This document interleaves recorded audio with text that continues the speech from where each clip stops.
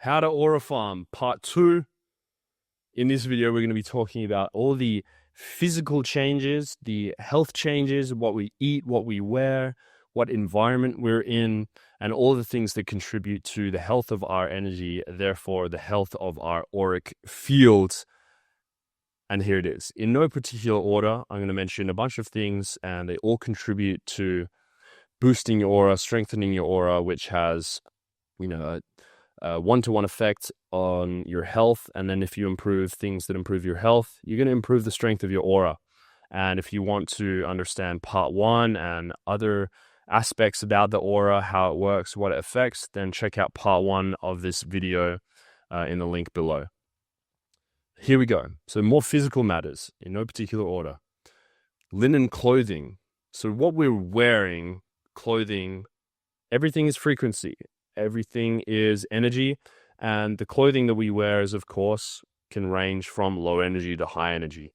Linen, particularly organic, undyed linen, is the highest frequency material that you can wear, along with things like wool and organic cotton.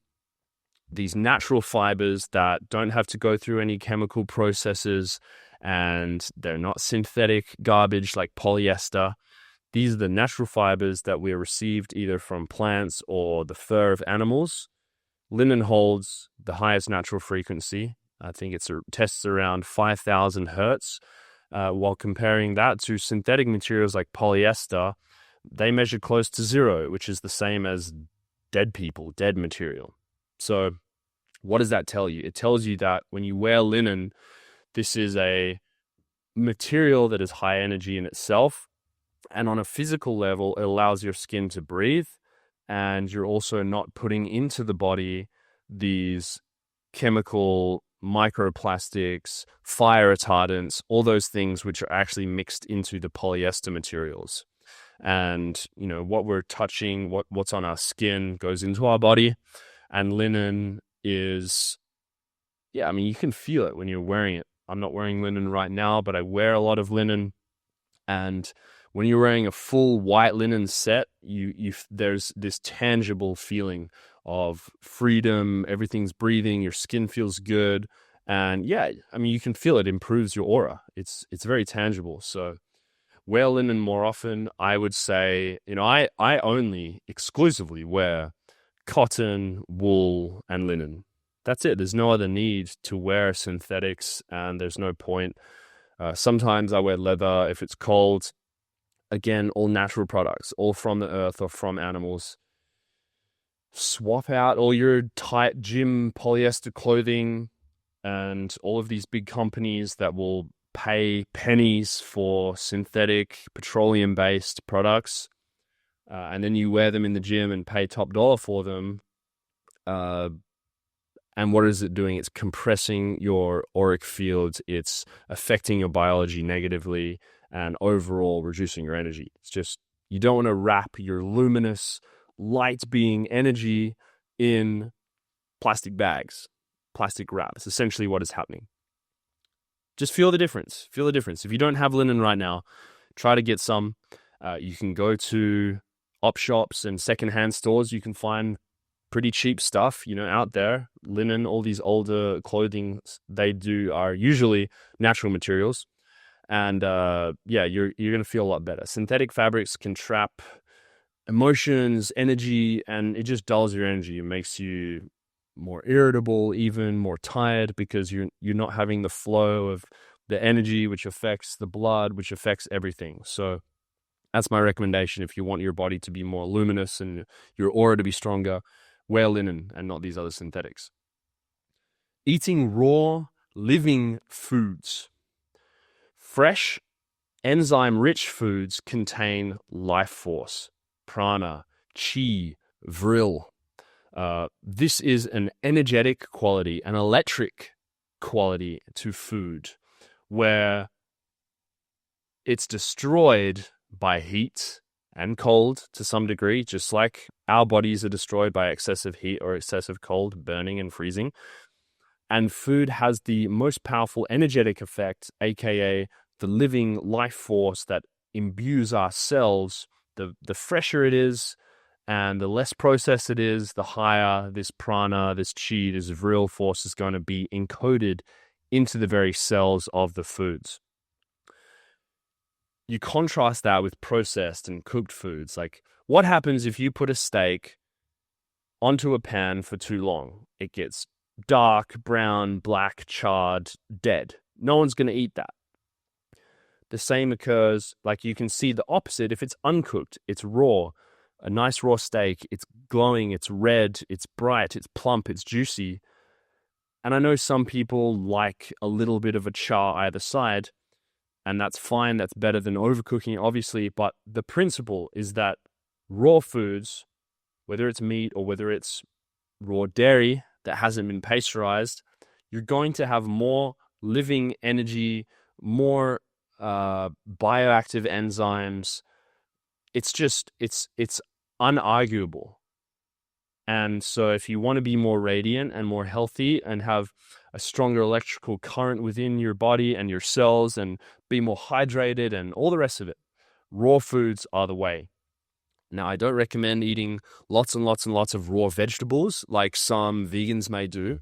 I personally will have a raw vegetable juice, like a celery occasionally, because then you're extracting through the juice the life force, the prana, the beneficial minerals, and you're not intaking all of that fiber, which is a little bit much for the human body to process. I do have a lot of raw fruit, but the majority of my diet is raw animal foods like raw meat and raw dairy.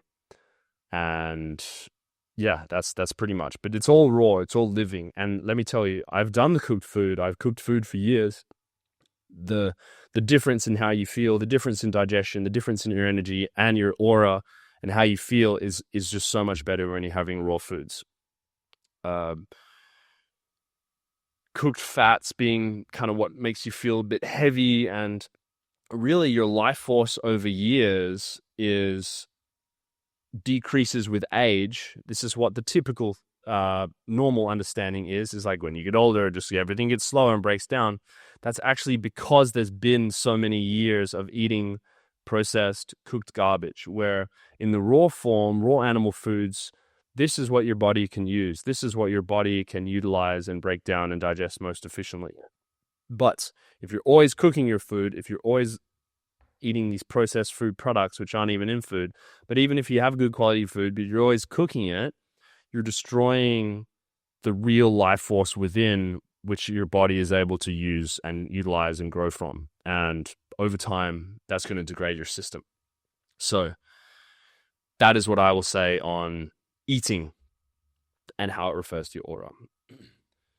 In the same kind of vein, there's deep mineralization of your tissues. So minerals and electrolytes act as conductors of energy and electricity in the body. They ground and stabilize your aura. They are what enable the energetic downloads to come through as if your body is mineralized. So things like a high quality salt, like Aurum ancient mineral salts that I have right here, releasing this month, trace mineral drops, shilajit, high quality mineral natural spring water that has naturally occurring minerals. I even drink a little bit of seawater every now and again if I'm at the beach. All of those will have minerals within them, and then they go into your body, and your body is more electrically charged, and you have, you feel better. It's what hydrates you, and your aura is going to be strengthened because it is more electrically conductive and powerful, which is, the basis of life force energy. The opposite of that would be depleting yourself with minerals, drinking distilled water, which actually leaches minerals from your tissues. Emotional instability, fatigue is usually some sort of mineral deficiency, and you get this fuzzy energetic field that is not crisp. The signal that goes out is not as strong, it's not as pure if you don't have minerals in your body.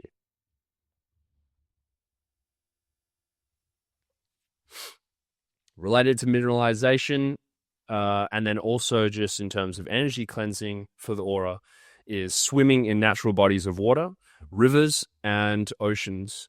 Natural water bodies are cleansing. They cleanse all the energetic residue that you may have built up through the day, through a particularly hard day, or negative thoughts, or other people being in public. This is why having a shower or a bath is so powerful, and we feel better after we've showered.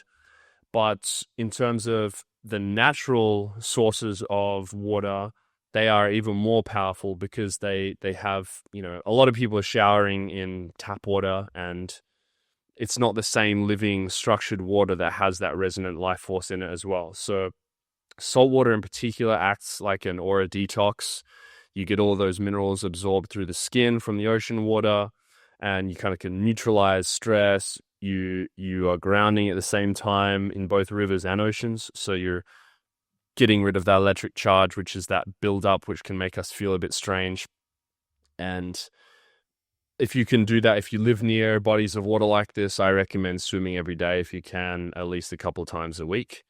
And then you have, like I said, the tap water, the chlorinated pools, stagnant water that's not moving. It doesn't have that same purifying vibration that these others may do. This is where water structuring can come in terms of hydration and drinking water, and I'll speak about that in a little bit. But in terms of strengthening your aura, swimming in natural bodies of water is very, very powerful. So on to hydrating with structured water. So we want to add our minerals, we want to swim in natural water, but in terms of the water that we drink or liquids that we drink, water holds vibration. It has a memory. It has a memory of things that it comes into contact with. It has a memory of what is around it when it's being stored. And when we have natural spring water or structured water, it's resonating with a higher coherence. The water molecules within the substance itself are more electrically charged, so they're repelling each other, so they're more organized in a coherent lattice if you were able to look real deep into the water itself. When water is not structured, when water is not electrically charged, they're kind of jumbled up, these water molecules. They're, it's not as smooth. That water does not enable us to hydrate as much as living structured water does. So intentional hydration with structured water can revitalize the aura, rehydrate cells, and clear out stagnation or whatever. So how can you create structured water at home? There are some vortex systems. There are some systems that have, some version of a vortex. Sometimes they use crystals or other minerals in order to kind of mimic what water goes through when it's going through a natural spring and so forth. You can also bless what you're going to drink with your conscious intention. You can speak words of love, and you can even write words of love or positive things, put it under the glass of water before you drink it. It sounds crazy and out there, but everything has this effect on everything else, and water is particularly able to hold on to frequency. It's how we have water within ourselves. It's the mechanism through which we are able to hold on to energy, and it's all related to your aura and everything else. So obviously avoiding chlorinated tap water to drink, bottled plastic tap water that's been sitting on a shelf or a hot truck for months at a time. I would not put that in my body personally, and it's going to dull your aura if that is the water that you're drinking. So avoid that. Exercise. Of course, what is happening when we're exercising? We are moving the body in various ways. Exercise has been written about in spiritual schools of thought for thousands of years. Yoga is the movement and manipulation of the body in order to open the energy centers, and that's going to allow the flow of energy through our body from the etheric field into our aura. And exercise is a powerful methodology in order to enhance this flow. Everyone knows how good you feel, how increasing energy you feel after you've worked out, after you've lifted, after you've done some sprints, swimming, jumping in place. Whatever it is, whatever your chosen exercise is, movement ignites that chi, prana force within us.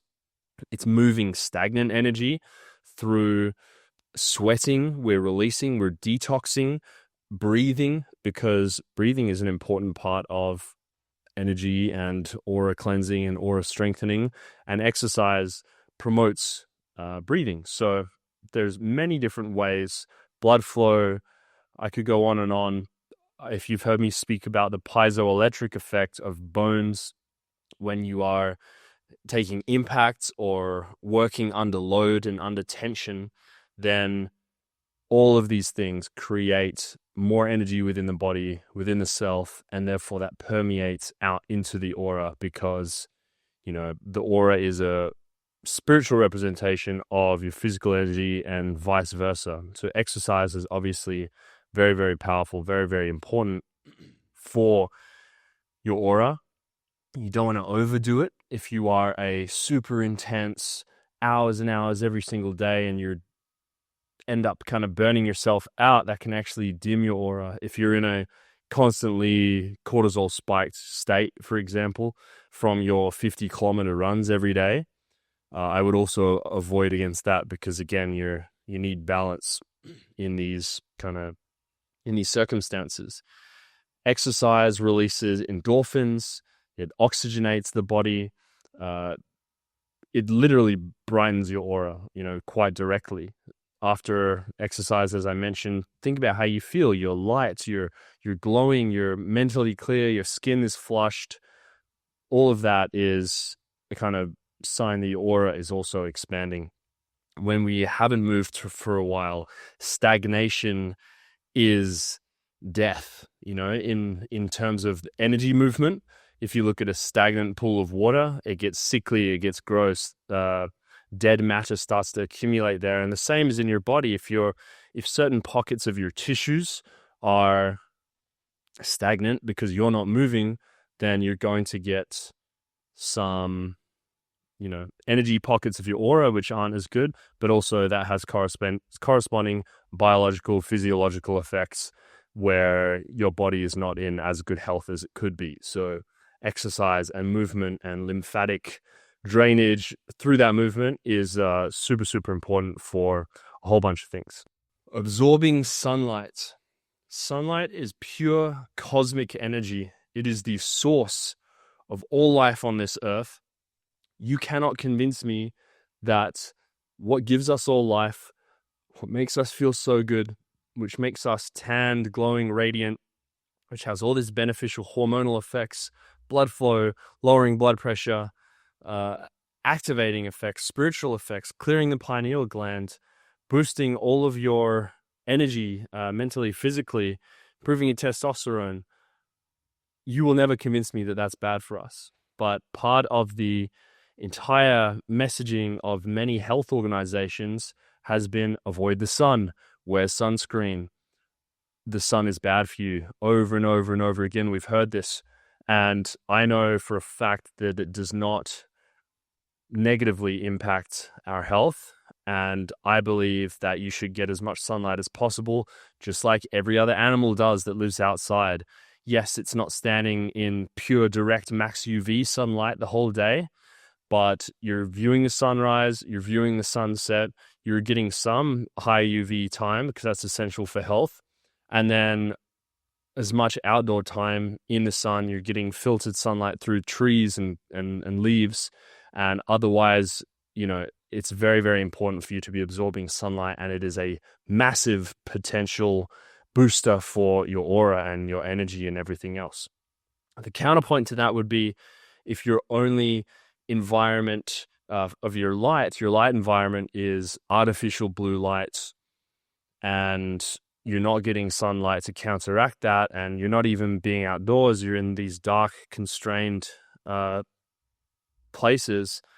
So, of course, you're going to feel worse. Your energy is going to be lower. So sunlight will maximize your aura. And if you're not getting sunlight, then you should be. Semen retention, or let's say sexual energy conservation in general. This is obviously more relevant for the men. However, anyone can benefit from consciously limiting and intentionally using their sexual energy. I don't even want to say limit, but consciously choosing where they're using the sexual energy. And if your sexual energy outlet is not loving relationship with someone that you really like, then limit the expression of that and transmute that into other parts of your life, other creative endeavors. Sexual energy is creative energy. And if you're constantly depleting yourself through ejaculation or through meaningless casual sex, you're bringing other people's auras in energy into you, then your aura is going to suffer because of it. So this is why we see celibacy as like a spiritual thing. I don't believe that you have to be celibate. I do believe that you should refrain and retain your semen as a man, because then you're not depleting yourself through losing the energy and nutrients required to produce that semen again. And it's really one of the most powerful aura brighteners. You know, people that are using porn, jerking off all the time, they're sexually, wasting their life force in whatever capacity. You can see it in them and you can notice it in them. There's no like real spark behind the eye. And I do believe that porn and other things like that are used as a weapon against people because they understand what this does to people over time.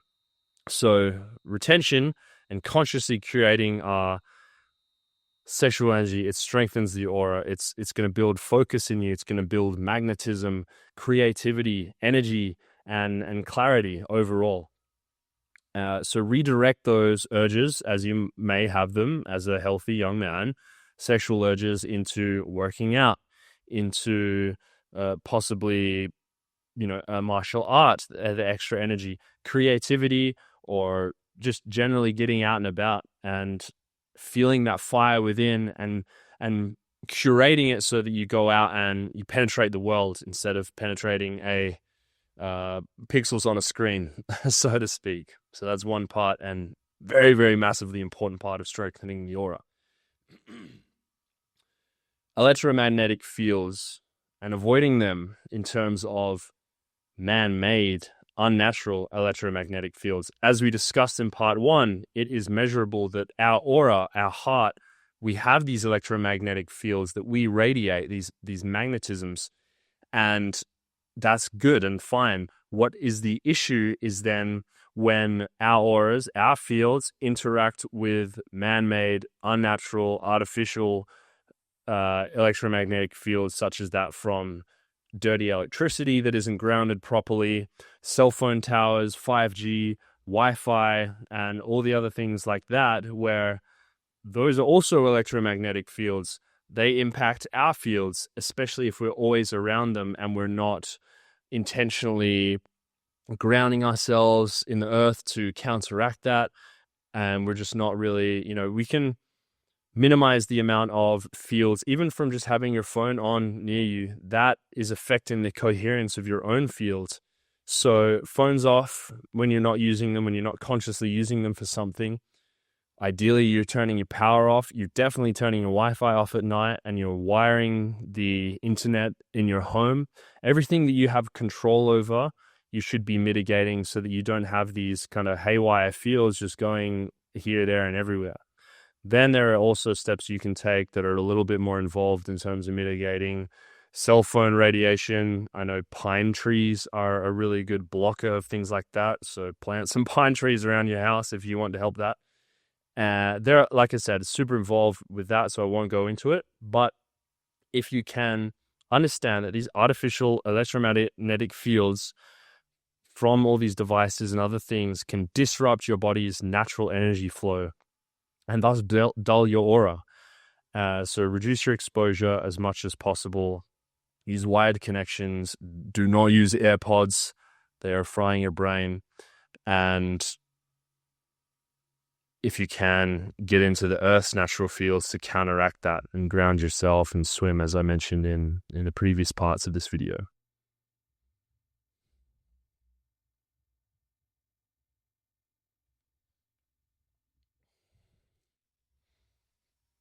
So related to the electromagnetic fields, time in nature.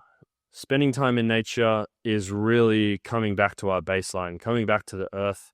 And if we do it when we're barefoot, touching the grass, touching the soil, touching stones, sand, whatever it is, we are now connected to the Earth's electrical field, and that helps to balance our aura.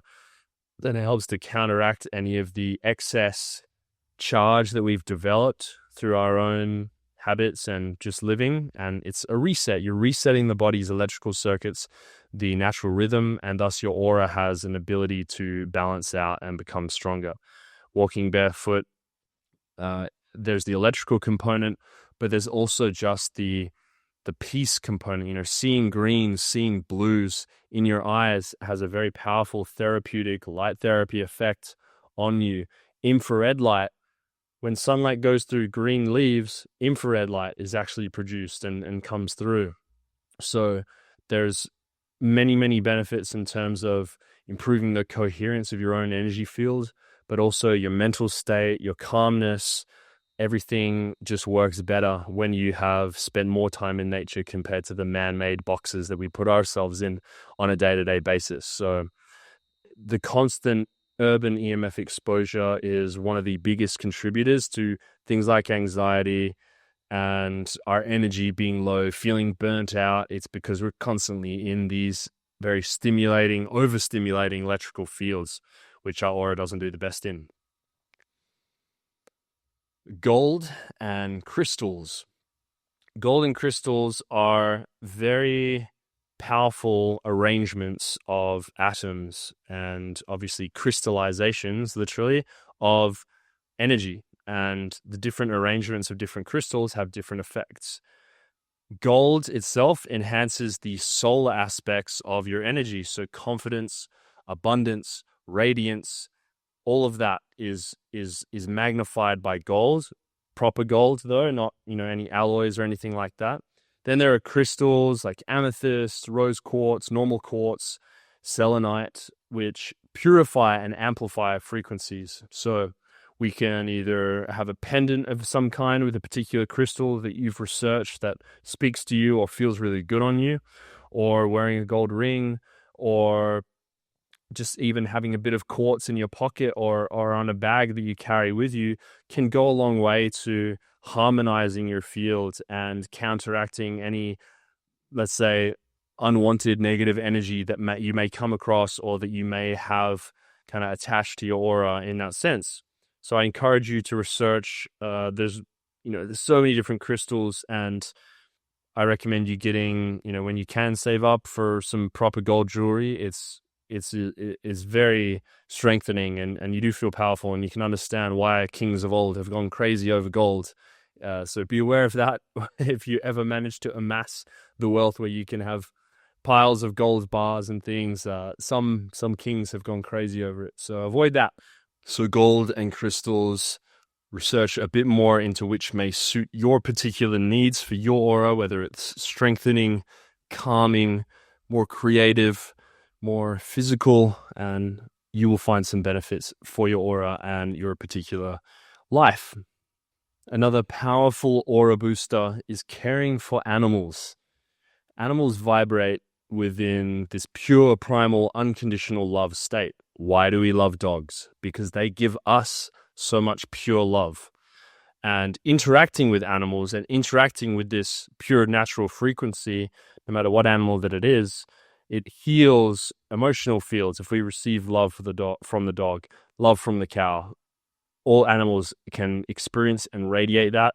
And then the practice of you yourself giving compassion to those that might not be able to fend for themselves, or caring and loving for another thing in your life is very powerful in terms of your aura energetic field. It's just something that I believe we have a moral duty to, is to love and care for animals and be stewards of nature in general. So, it's not even about your aura. At that point, I would do it if it didn't strengthen my aura, but it is something, we can see people that have compassion, people that have understanding for animals tend to vibrate at a higher level. Obviously, acts of compassion open the heart chakra. So if you're struggling with maybe being loving, then just try to, if you find it hard to be loving to humans, be loving to animals first, and then you can go from there. Volunteer to walk some dogs near your local park or near your local dog shelter if you don't have the capacity to own an animal yourself, or go to your local farm. Like there's there's super rewarding avenues that you can go through. Obviously, the opposite of that, neglecting, abusing animals, and that's just, yeah, terrible, terrible. Don't want to go into that, but it's not going to help your aura. Let's just say that to say the least. When you don't have empathy, when you, let's say, take advantage of animals or people that can't help themselves, of course, that's lowering your vibration. That is not the highest expression of our energy that we can do. And so your aura is going to suffer because of it. Another method to strengthen our aura is to meditate and be alone. Meditation done alone. Solitude allows your aura to recharge and understand itself without any external interference. You know, if you're always around other people, your auric field is going to be merging with theirs. And this is why people that hang out together have an influence on each other, even if you're not necessarily conscious of doing what they're doing. If you're always around their auric fields, your energies are merging, your energies are kind of mixing. So this includes being out in public. The public auric fields will affect yours, mix with yours to some degree. If you have a very strong aura, then it's obviously not going to have that much of an effect. But if you're never ever just by yourself or just out in nature or not having that time to be your own self and recover your own auric field and energy, then you're going to feel a little scattered because your energy is mixed with so many other people's. So being alone allows you to recharge, basically. Meditation when you're alone is, you get rid of your mental clutter, you reset your energetic baseline, you kind of clear things out of your field that were bothering you, you come back to your breath, you do some intentional breath work. 15 minutes even is enough to kind of, if you do it regularly and intentionally, obviously the more the better, but if you're not doing it at all, this is something that you can improve upon in order to improve your auric field, your energy. If you're always, this is kind of like related. If you're always listening to music, if you're always listening to a podcast, you never ever have just time spent alone with solitude, with nothing else going on in your head, then you're going to find it harder to concentrate, harder to recover your energy. And yeah, it's super important. Meditating alone with no other input is a way to strengthen the aura. Wearing nice smelling oils, natural perfumes. This is something that was done in ancient societies. Obviously, we do it today, but it's more so of a, let's say, more shallow application. Oh, it's a nice smell. And we don't necessarily understand the deeper things behind it. So scents, like everything, oils of what I'm talking about, natural oils and perfumes, essential oils, they carry this distinct energetic frequency. A lot of plants have been used to purify energy, heal disease, and otherwise help the health. So wearing them on the body have a distinct, significant energetic effect for you. For example, rose oil. It's been measured, the rose as well, the rose flower, to have one of the highest vibrational rates among plant essences. So you can imagine having a bit of rose oil on you. It's more of a feminine scent, but having that on your body is going to impact how you feel, what smells you're breathing in, and therefore your auric field and your energy. So when you're wearing them, these frequencies are subtly influencing your aura. Maybe they help you stay grounded, make you stay more open-hearted. Maybe they activate the mental side of things like rosemary. And yeah, they just increase your connection to nature, especially if you are spending a lot of time in a man-made synthetic environment. Having a nice natural essential oil can really go a long way. And if you're interested in natural perfumes, head to souldepartment.com, where we have a bunch of really delicious, nice smelling ones, all natural, of course. There's also the mood and memory kind of connection between smells and emotional states. And I don't know if you've ever had the experience of smelling something which instantly takes you back to years and years ago where you smelt that same smell. Maybe it was a dish that your mum used to make, or you're on holiday and you smelled a particular flower, but then you smell it again. You're instantly transported back to that time. It's because smell is one of those things that is so strongly attached to memory for whatever reason. And we can actually utilize this concept by using particular essential oils or scents for particular activities, and therefore get ourselves into specific energetic states before an activity. For example, if we want to use lavender to calm ourselves before meditation, or citrus oils are more of an energizing thing, energize our auras before a social gathering, or a particular ritual that we want to do with frankincense, or whatever it is. There's lots of different uses, and plants are relevant for particular things. But yeah, you can kind of tap into a different aura strength type of energy using smell, and it's very, very powerful. The opposite of this would be synthetic perfumes, things like synthetic laundry detergents with those horrible toxic chemical smells, which is probably my biggest trigger on my day-to-day life. If I'm in an environment where I have to smell that, or the Airbnb I'm staying at, the sheets are covered in this disgusting laundry detergent smell, that's something that I find triggers me and my senses. But on some level, those chemical particles, you're breathing it in. What you smell is what you're breathing into your body. And obviously, they're synthetic. They're filled with God knows what. And that's not something you want to bring into your body. I believe personally that, well, it's not even something I believe. I know it with all my contextual understanding. In today's modern world, there exists substances like the toxic detergents that I just mentioned, the laundry chemicals, seed oils, and they are existing at such a low frequency that when we bring them into our bodies, it also lowers our energy. I believe that wholeheartedly, and this is why they're being pushed. They're so cheap. They're trying to put it in all the food. They're trying to put it in all the products, all the clothes that we wear and what we sleep in. The perfumes, spray it on yourself to smell good so you look cool. All of this is like this advertising BS that goes on in order to perpetuate the cycle of low vibrational matter being spread throughout our society in order to lower the energy of the people at large. I believe that. And obviously one of the biggest ones, I mean, it's not really, I'm talking about smell specifically, but seed oil is obviously in the stuff that we're consuming.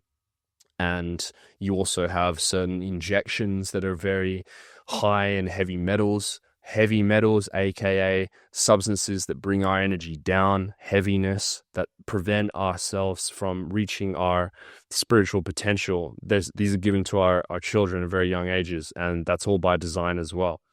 And yeah, that's obviously, avoid all that stuff if you want to strengthen your aura, strengthen your energy, and that's a topic for a different video. But synthetic perfumes specifically are things that are just going to keep you down compared to the beautiful natural essential oils that you can use to perfume yourself. So in the same sense of, we have, what we've eating, what we're wearing, what we're around, what materials are in the home, what we're putting on our bodies. Quickly mention soap, what we clean ourselves with.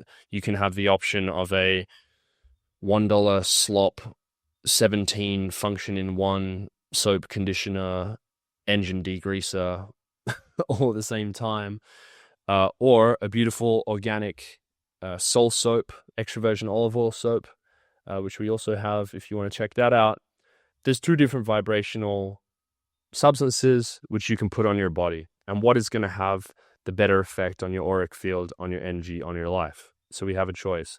All of these things I'm mentioning, it really comes down to the principle of, okay, what is low energy and what is high energy, and what am I surrounding myself with, what am I putting on my body and in my body in order to contribute to that energetic mix, and what is the outcome. The more choices you make towards the high vibration, then the better your aura and the better your energy field in life is going to be because of that. So we have a choice at every level. Another choice we can make is what music we're listening to. Sound is vibration, obviously, and those vibrations go into the intimate part of our brain through the ears. And so there's frequency music that we can listen to, music that is a particular buzzing kind of frequency, specifically tuned to things like 432 hertz, 528 hertz, solfeggio tones, or these other things. A lot of them on YouTube, really great. Just put them on with headphones and see how you feel, or just nice sounds you can put in the home when you're relaxing. All of this can kind of retune your energy if you're feeling quite scattered or something has wobbled your energy. I like to put some music on and, just do some deep breathing and things, and you can really come back to baseline. It can actually really, you find a one that really resonates with you, use that frequently. Also, the opposite of that. If you're listening to aggressive music, low vibe music with lots of swearing, or music that you could call this conspiracy, but some people think that music has been specifically tuned to frequencies that disrupt humans' natural energy systems and, disrupt our root chakra with the really heavy drums that have been tuned to a particular off beat. And then kids are, listening to this all day, swearing, talking about guns and shooting and drugs and all the rest of it. That's having an effect on your energy. You'll begin to speak differently. You'll begin to speak like a rapper. Very cool. And this is a massive thing that we're seeing in today's world. So what music are you listening to? What frequencies are you allowing to just be programmed into your subconscious over and over? You can choose to listen to beautiful classical music that is tuned to 432 hertz. That's probably some of the best stuff you can listen to out there. And otherwise, you really need to make a choice to be conscious with what you're allowing into your mind, because everything is obviously contributing to your aura and energy. So don't overstimulate yourself and reprogram your subconscious for the negative with these terrible low vibe musics, and instead frequency music, harps, classical music, Lord of the Rings ambience, all that real feel-good ambient stuff is powerful for your aura and life in general. Breath work, breathing. Breathing is the bridge between the body and the spirit. Mindfulness, it moves energy instantly. Whenever we breathe, we're moving the diaphragm, we're expanding the ribs, the intercostal muscles, we're expanding the back as well. So our whole body cavity is expanding. When that movement is occurring, we are also moving the spine back and forth. When we pump the spine, then the cerebrospinal fluid that travels up the spine into the brain and then back down again in a loop, that is all moving when we're breathing deeply. If we're shallow, if we're compressed, we're not really, we're mouth breathing, that doesn't involve the diaphragm as much, then we're not getting the movement that we want. We're stagnating the beautiful magical fluid that keeps our brain and spine happy and healthy. So breath work, intentional breath work, where we're moving the body, and exercise contributes to this as well. Conscious breathing will flood the system with oxygen, and it can clear emotions. Like, there's some specific types of breath work you can do where I'm not going to run you through it now, but you can look into it. It can literally clear emotions that have been held in your body for years and years and years, because it's been focused. And then maybe you ask yourself some intentional questions while the breath work is happening. And a lot of that is like maybe fascia releases, but it's energy movement. And breathing and intentional breath work is one of the most powerful tools we can use to get there. Even alternate nostril breathing, so on and so forth. There's lots of different types of breathing for lots of different types of purposes. And if you're shallow, unconscious breathing, you haven't thought about your breath in a long time, your aura is not going to be as strong as it could be with these conscious breathwork practices. So I would recommend you do them. The aura is not only mystical, it's a reflection of your inner electrical state, your physical health, your mental positioning, and the emotional health as well. Small, consistent habits done with awareness and intention will make the biggest difference. Like I said, you can't fake aura. It has to be things that you're doing in your life, you're consistent with, and are aligned at every level. And no one's going to be perfect with this. Maybe it doesn't happen overnight, but with all of these different life practices and tweaks you can do in your environment, you will notice a massive difference if you take these on board. I invite you to pick at least 3 of these things to do daily and track how each one makes you feel. Make notes of the best ones, and yeah, you'll begin to be able to tap into your auric fields, your energy, and feel much better because of it.